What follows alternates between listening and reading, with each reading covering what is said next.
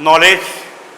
हमारा देश विश्व गुरु था, इतने नॉलेजफुल थे हम, दुनिया को सिखाते थे, दुनिया के गुरु थे।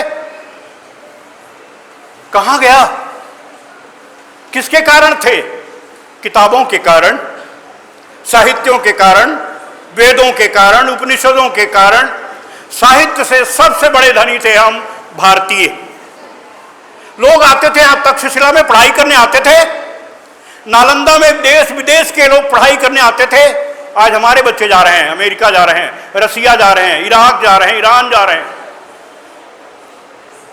हैं ना।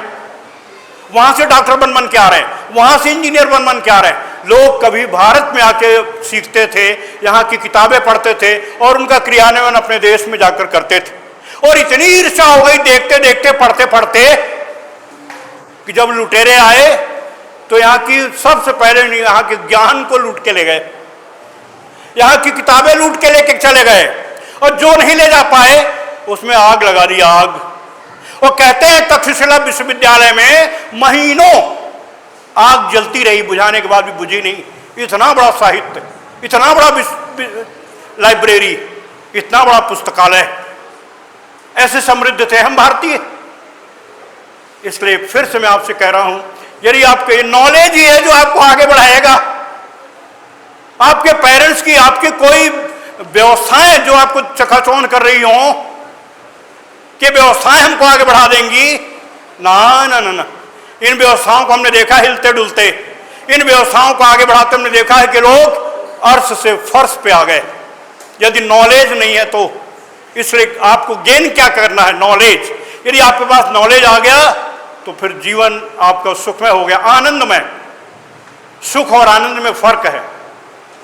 आपको एक अपनी कार सुख प्रदान कर सकती है कि आप कार में बैठ के यात्रा कर रहे हैं बजाय बस के। बस में आपकी यात्रा, कुछ लोगों के लिए जिनको बस भी नसीब नहीं है जी, उनसे पूछो कि वो बस में जब बैठते हैं कितना आनंद आता है उनको।